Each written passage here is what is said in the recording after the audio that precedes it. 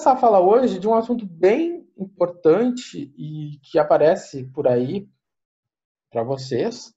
Vocês pegam artigos, vocês pegam manuais, enfim. E que eu também já escutei naquela época que existia a sala de professores, que os professores se reuniam antes de uma coisa chamada aula presencial, e que aí os professores comentavam, vocês não sabem fazer regressão linear, né? Enfim, então agora é a hora de a gente aprender o que é essa regressão linear, né? Ou exponencial, ou, enfim, tem várias regressões. Tá? E essa regressão nada mais é do que a gente chama de ajuste de curvas.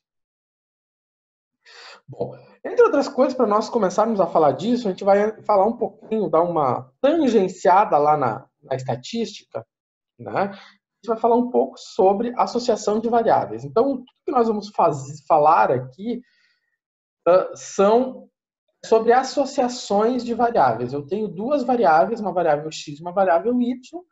Essas variáveis elas estão, de alguma forma, associadas. Por exemplo, a gente pode associar o número de casos confirmados de Covid-19 no tempo.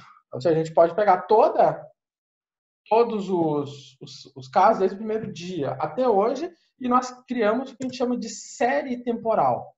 Né? Ou seja, a gente vai ter um y, que é uma variável, a nossa variável de interesse, que é o número de casos diários, ou seja, hoje teve 20, ontem teve 30, depois de amanhã vai ter 25, enfim.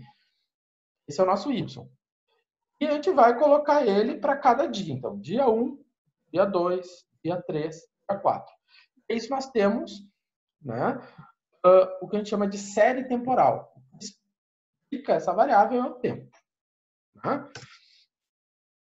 Então, essa associação temporal, que alguém faz uma medida diária ou a cada hora, né, ações na bolsa de valores, ela também é uma série temporal. Eu associo esse valor, né, ao tempo. É bem comum, né? Hoje em dia, com essa história de Covid, eu acho que todo mundo sabe o que é uma média móvel, né? Enfim. Bom, outro tipo de exemplo é quando eu tenho duas variáveis associadas, né? Por exemplo, aqui o exemplo da sorveteria, né? Então, número de sorvetes vendidos num dia em uma sorveteria e a temperatura média diária. Então, alguém quer relacionar a quantidade de sorvetes que foi vendida no dia com a temperatura média do dia. Né? Então, a variável de interesse é o y, né? Que é o número de sorvetes vendidos. O que explica o número de sorvetes vendidos? A temperatura média. Né? Então, pode haver uma associação entre esses dois. Existe uma questão de causalidade. Né? Essa causalidade, né, ela vai ser verificada lá pelo que a estatística chama de correlação. Né? Aqui a fórmula da correlação está errada. Agora que eu lembrei. A correlação, para botar certo, já, prof. É estatístico também, né? Aqui falta menos um. Que é a correlação amostral, né? Quando eu fiz o slide, eu pensei na correlação populacional, mas aqui é a correlação amostral.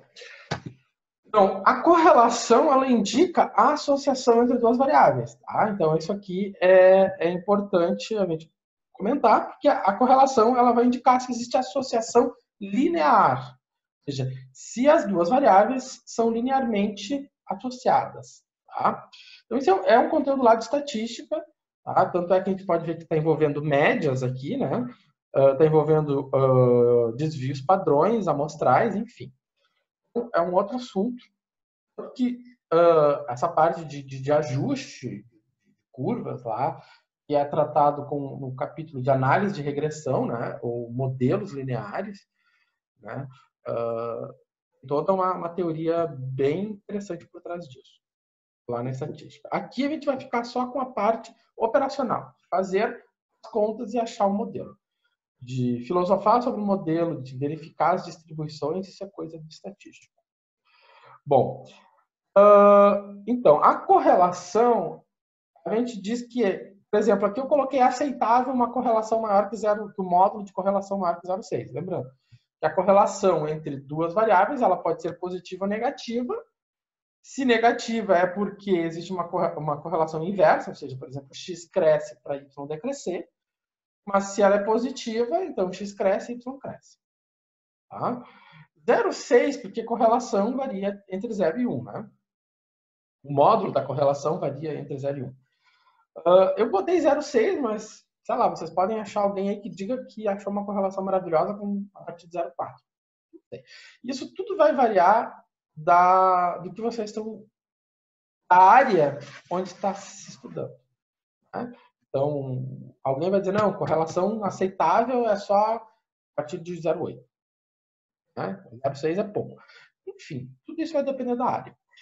E se existe, então, uma correlação entre as variáveis, então eu posso criar, então, eu posso ter uma relação de dependência linear, ou seja, o y depende do x, e essa dependência pode ser escrita nesse formato, né? Ou seja, o nosso bom e velho formato de reta, né? Ou seja, y igual a x mais b, ou seja, a 0 mais a 1, né? Mais o nosso errinho. Né? Lá na estatística, eles vão dizer que esse errinho tem que ser normalmente distribuído com média zero. Isso é coisa lá de estatístico para que as coisas, os testes de hipótese sobre o A1, principalmente, dê certo. Bom, enfim, nós não vamos tratar dessas cositas aqui, de normalmente distribuído, isso é coisa de estatística. Mas a gente vai tratar do que aqui? Isso aqui. Né? Como eu vou pegar uma tabela de dados e obter essa equaçãozinha. Bom, aqui eu vou entrar nessa questão aqui, né? Então, um exemplo do número de sorvetes vendidos, né? No dia e a temperatura média. Se há uma correlação entre eles, né? Então é possível afirmar que o número de sorvetes vendidos no dia depende da temperatura. Então, por isso que o número de sorvete corresponde ao y. E por isso que a temperatura tem que corresponder ao x. Né? Essa nomenclatura aqui está, como é que eu vou dizer? Ela está ligada à relação de causalidade. O que causa o y? Né? Por quê? Porque o contrário não pode acontecer, né? Ou seja, vender mais sorvetes vai aumentar a temperatura, né? Nesse caso, no verão eu não venderia sorvetes, né? Por exemplo, se fosse o caso. Isso acontece muitas vezes quando se faz pesquisas acadêmicas, que são as correlações espúrias, né? Como se chama por aí. Você pega os conjuntos de dados, né? E tem correlação, ou seja, a matemática diz sim, essas duas variáveis são correlacionadas. Porém, as coisas não fazem sentido, né? Não fazem sentido. Aqui, esse livro aqui, ele um exemplo, né? Ele traz vários exemplos dessas correlações espúrias, né? Tipo, o número tem uma correlação, o consumo de margarina está relacionado a uma quantidade de divórcios. Né? Então, se você pegar, né, o consumo de margarina e o número de divórcios, você consegue obter uma correlação, vai obter um número. Né? As duas coisas não são... não há causalidade entre elas. Você não pode afirmar causalidade. Né? Então, isso a gente tem que ter cuidado. Tá? Então, a primeira coisa que a gente vai tratar agora, então, é dos ajustes lineares, né? Como se obtém esses ajustes, como se calcula primeiro eles da forma mais bruta e depois na forma mais, vamos dizer assim, não tão bruta. Tá? Aqui a gente vai usar como ferramenta básica o Excel para tratar disso. Então, por exemplo, a ideia é você ter duas variáveis e ter pontos dessas variáveis, né, pontos dessas duas variáveis. E quer traçar entre, né, uma reta que possa ser uma explicação para essas variáveis. Né? Ou seja, possa apresentar uma tendência. Porque quando você tem duas variáveis, você quer entender a tendência. Por que as pessoas pegam os dados de Covid para avaliar, fazerem modelos? Primeiro, para verificar tendências. Tem uma tendência exponencial, é um problema sério, né? Por exemplo. Então, por isso que se faz esse tipo de ajuste. O ajuste ele não tem a pretensão de bola de cristal, já aviso. O ajuste ele funciona só dentro do intervalo. Fora do intervalo, o ajuste não serve para nada. Ou seja, continuar aqui com essa reta é tiro no escuro. E só funciona dentro do intervalo que se definiu. E dentro desse intervalo se tira uma série de informações preciosas. Tá? Se cria, né, se obtém a expressão, no caso aqui, a reta, e aí dá para se tirar o quê? Por exemplo, a declividade. A declividade dessa reta implica a taxa de crescimento do y em relação a x, por exemplo. Vai falar disso. Bom, primeiro vamos descobrir como se descobre a reta, né? Como se obtém essa reta. Bom, a regressão linear, ela ganhou esse nome, né? Já quando ela já era bem velhinha, né, por estudos na área de psicologia, onde os estudiosos usavam essa metodologia de ajustar a reta e passaram a chamar de regressão. Enfim, mas os primeiros registros disso foram feitos por Gauss lá no século XIX, onde então ele usava essa metodologia chamada de mínimos quadrados para obter essas retas. Tá? Bom, qual é a ideia que está por trás desses algoritmos? Né? Você tem duas variáveis, uma x e uma y. Né? Elas estão aqui. E aí você quer uma reta. Essa reta ela tem que ser tal, né, que a gente vai usar uma metodologia que se chama mínimos quadrados. O que é mínimos quadrados? Tem uma coisa mínima aí na jogada. A gente quer a reta que tem a menor distância. O que é distância? Se eu pegar esse ponto e traçar uma reta até a minha reta em questão, ela tem que ser mínima, ou seja, eu quero a menor distância entre o ponto e a reta. A minha reta aqui, ela tem a equação y igual a 0 mais A1x. Repara que eu estou usando y com letra maiúscula. Eu estou usando esse y de letra maiúscula não é à toa, porque é meu y ajustado. Vou chamar de y ajustado. Então, ele quer, aqui tem uma distância bem pequena, eu quero ter uma reta que se localiza, né, na menor distância entre a reta e os pontos. Ou seja, eu quero menor distância. Essas retas em azul, elas têm que ter a menor distância possível. Então, eu vou dizer o seguinte. Aqui eu estou com o meu ponto 1. Aqui eu estou com o meu ponto 2. Aqui eu estou com o meu ponto 3. Aqui eu estou com o meu ponto 4. E aqui eu estou com o meu ponto 5. Então, por exemplo, se eu pegar o D1, o que é o D1? O D1 é a distância entre o ponto 1 e a reta em vermelho. Essa distância aqui, ela vai ser quem? Ela vai ser medida pelo ponto, vou pegar o y do ponto. Tá? Vai ser o y do ponto 1. Menos o y ajustado. Esse aqui, o y, é verdadeiro. né? É o y verdadeiro. E o y1 grande é o y quando eu substituo o valor de x1, ele vai me dar esse valor de y aqui. Então, esse. Vai me dar esse. Então, o que o Gauss se deu conta? E quando eu quero o valor mínimo dessa diferença, né, ele teria que usar um módulo. Mas tudo que usa módulo não é simples, é chato, é difícil.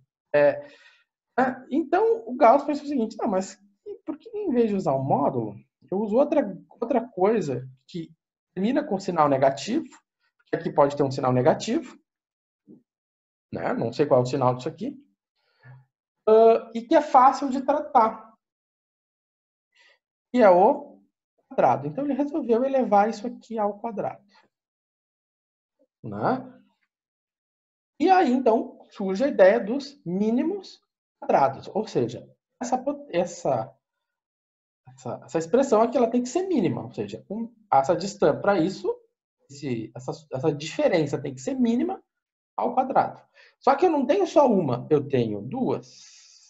Eu tenho a D2, eu tenho a D3, a D4 até a D5. Então, nós vamos criar uma função depende de x, depende de y, tá? Ou seja, porque eu tenho pontos P1, P2, P3, P4, P5, depende de x e y, né? Da qual corresponde ao quê? A soma, né, de todos os pontos, de todos os Ds. Vou botar DI, né? De igual a 1. Quantos pontos são? 5. A ideia aqui é criar uma função, né, que depende de x e de y, ou seja, desse x e desse y, e corresponde à soma de todas as distâncias. E essas distâncias ao quadrado. A ideia, então, aqui é minimizar essa função, obter o ponto de mínimo. Né? A história que vocês viam lá em cálculo 1, cálculo 2, de achar o ponto de mínimo. Bom, vamos ver o que foi dito aqui.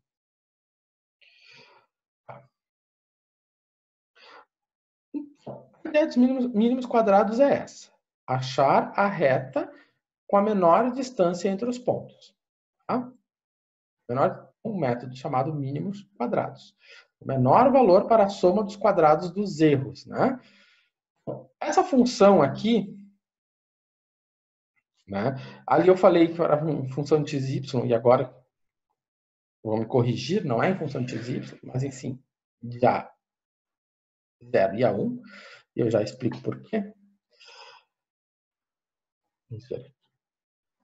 Então, quando eu estou fazendo uma regressão linear, tá? Quando eu estou fazendo a regressão linear, tá? Eu estava ali viciado com x e com y, né? Então, quando eu estou fazendo a regressão linear, o objetivo é obter o ajuste a 0 a 1x. Então, me corrigindo do que eu tinha dito anteriormente, a distância, como ele chama de erro, né? Esse erro aqui, que corresponde ao y grande, ao y pequeno, né? Menos o y grande, ou seja, então eu vou ter o y i menos o yzão i. O y tabelado menos o y ajustado, que é o erro, elevado ao quadrado. Essa minha distância aqui vai ser yi. Quem é meu yzão i? Meu yzão i é o A0 menos o A1 de x, né? Menos por quê? Porque tem esse menos aqui, né? Tudo isso aqui é elevado ao quadrado. Então, o que acontece? O x é conhecido. Todo mundo vai estar tabeladinho. O y é conhecido. Então, isso aqui é uma função de algo desconhecido. O que é desconhecido? O A0 e o A1. Né? E o grande objetivo do ajuste linear, da regressão linear, quando a gente for colocar isso lá no Excel e pedir para o Excel a regressão linear, o Excel vai retornar isso aqui, isso aqui. Isso aqui é o grande objetivo. Tá? O restante, né, o x1 e o x2, eles são dados. Tá? O x e o y, eles são dados. O A0 e o A1 é o grande objetivo. Bom. Então, tá.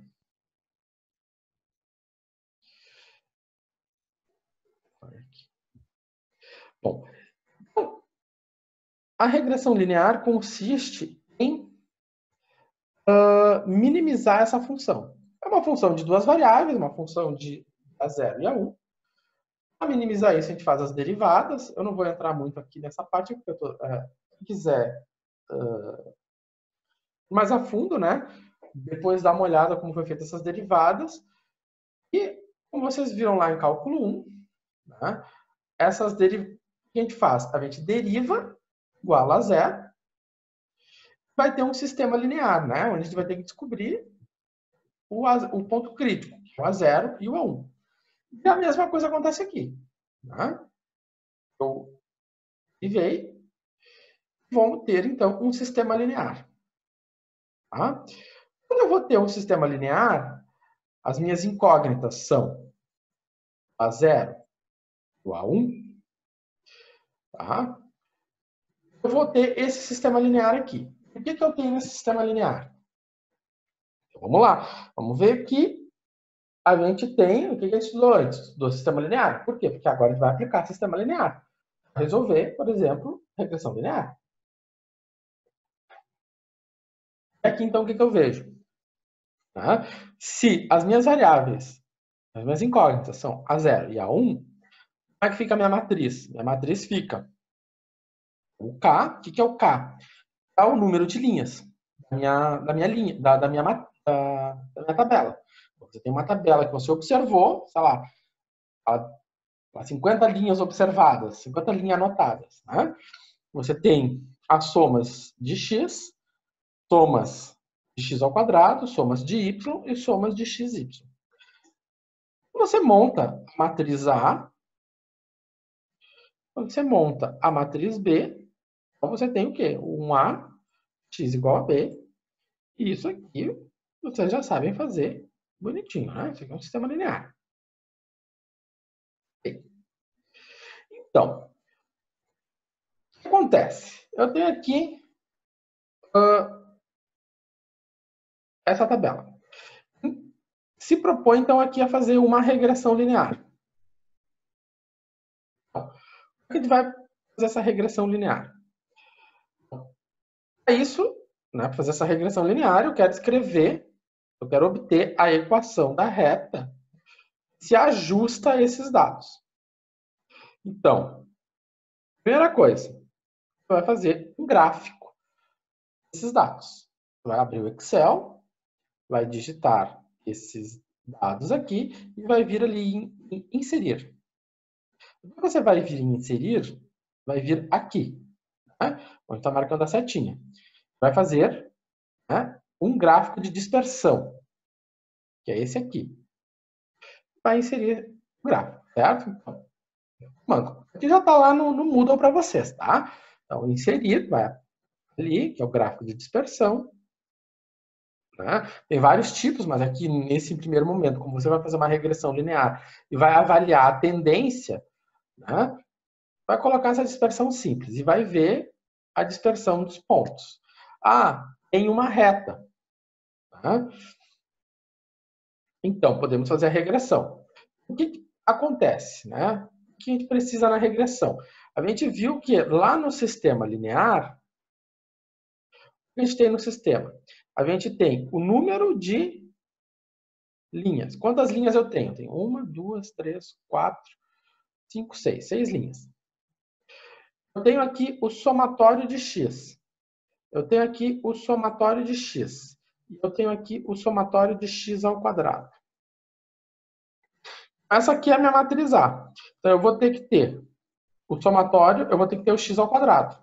Uma coluna do x ao quadrado. Então, eu faço o x ao quadrado, para completar esse elemento aqui. Então, eu pego x elevado ao quadrado. Depois, o que eu faço? Depois que eu arrastei, eu vou fazer a soma. Tá? Aqui fiz a soma, e é um valor que vai vir aqui. Tá?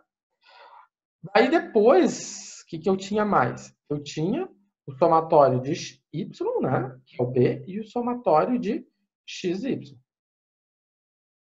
Então, eu venho aqui e faço x vezes y, x vezes y. Fiz x vezes y, arrastei, e eu faço agora a soma. Então, aqui está o sistema, né? Então, aqui está o meu sistema. O K, que é o número de linhas, somatório de x, somatório de x ao quadrado, né? Somatório de y, somatório de xy. Então, o que vai acontecer agora?